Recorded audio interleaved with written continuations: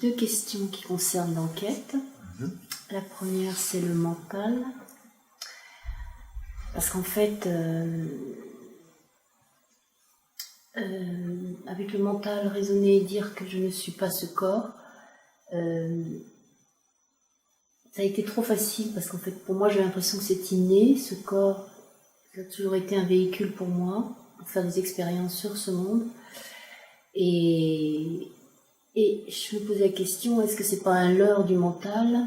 Si oui, comment puis-je procéder à une contre-enquête?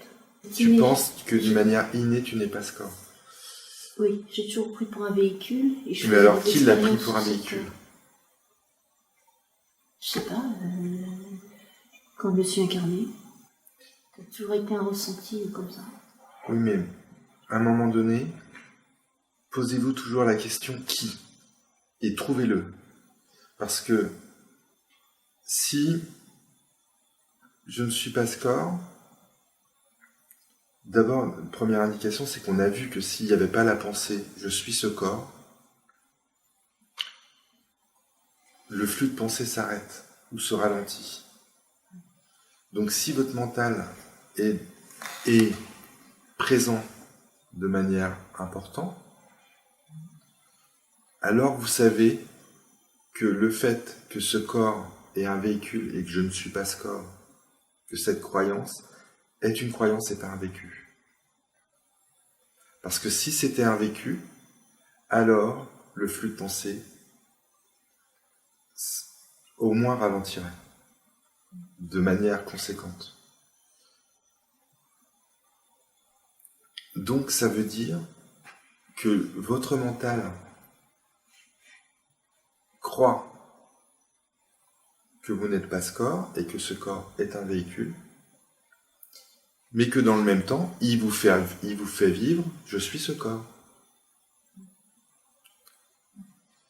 La différence entre les croyances qui n'ont aucun poids, si ce n'est alimenter le mental, et ce qui est vécu. Savoir que l'on n'est pas ce corps, ce n'est pas vivre que l'on n'est pas ce corps. Et là, si au sein de l'enquête, on a été suffisamment clair sur le fait que nous n'étions pas ce corps, alors, et qu'on peut s'appuyer dessus, à chaque fois que le mental agit comme si nous étions ce corps, si par exemple, on se dit « Ah, j'ai un mental puissant » ou « Ah, j'ai faim ». Comment ce que je suis pourrait avoir faim si je ne suis pas ce corps? Je peux vivre avec la conscience en ce corps. Il y a une sensation que l'on appelle faim, encore faut-il la décrire, essayer de voir ce que ça signifie, mais je peux vivre. Il semblerait que la sensation physique vécue dans ce corps signifie que ce corps a faim. Après, on pourrait découvrir que c'est peut-être aussi juste une habitude, etc. Mais simplement, la notion « j'ai faim », je suis fatigué.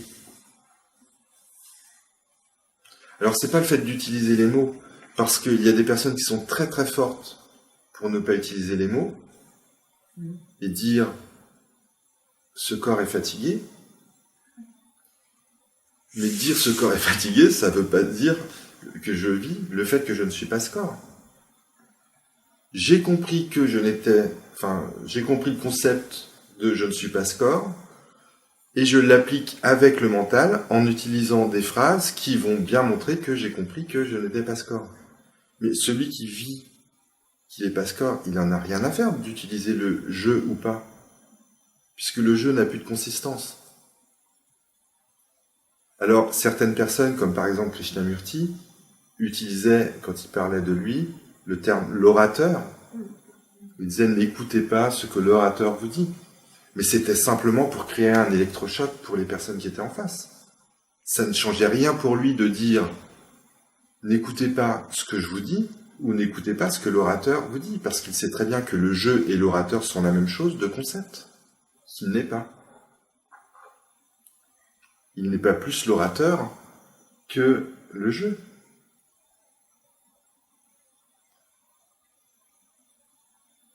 Et avec la pratique de l'enquête ou de la réfutation, on peut à un moment donné avoir tendance à rentrer dans des pirouettes du mental qui nous fait croire qu'on est installé dedans simplement parce qu'il n'utilise pas le mot « jeu ». Parler de vous à la troisième personne, ça fait pas de vous un libéré vivant.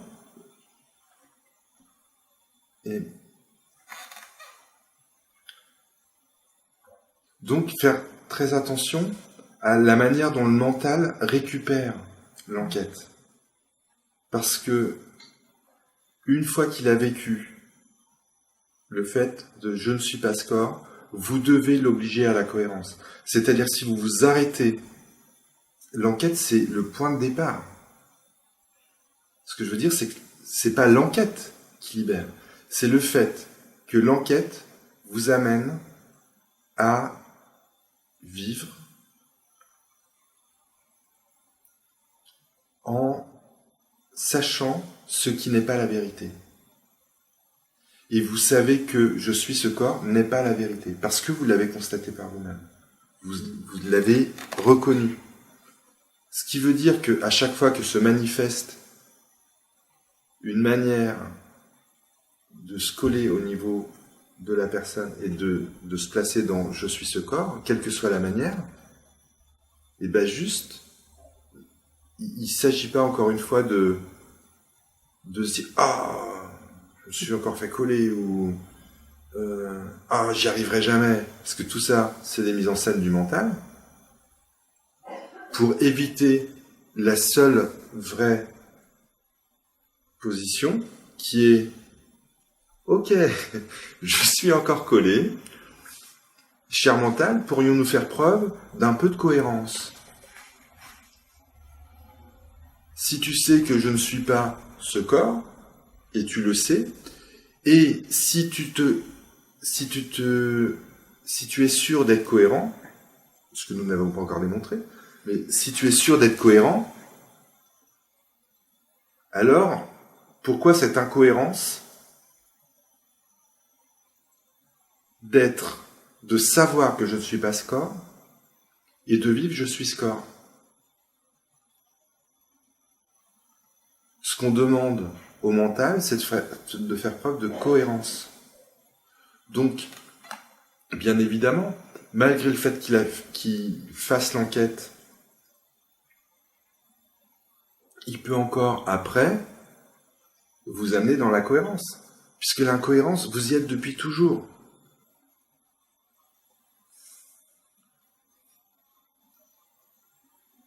Puisque le fait que vous ne soyez pas score ne date pas d'aujourd'hui. Donc vous y êtes depuis toujours. C'est une habitude. Et toutes les habitudes qui vont avec, les habitudes de vous croire de telle nationalité, par exemple. Si je ne suis pas score, comment puis-je être français ? Si je ne suis pas ce corps, suis-je le père de mes enfants physiques dans ce monde ? Je peux avoir des enfants, reconnaître que ce corps de chair a une paternité vis-à-vis des corps de chair des enfants, mais c'est tout. Est-ce que ça empêche de vivre l'amour avec ses enfants ? Bien sûr que non. C'est pas, l'amour ne vient pas du fait que je suis ce corps aimant un autre corps. Donc ça n'enlève rien à l'amour, bien au contraire, ça le déploie. Parce que à ce moment-là, ce qui est reconnu, c'est la vérité. Donc je n'aime pas un mythe, qui serait, il y a cet enfant qui est le mien, je vis la rencontre en vérité de deux manifestations de l'un.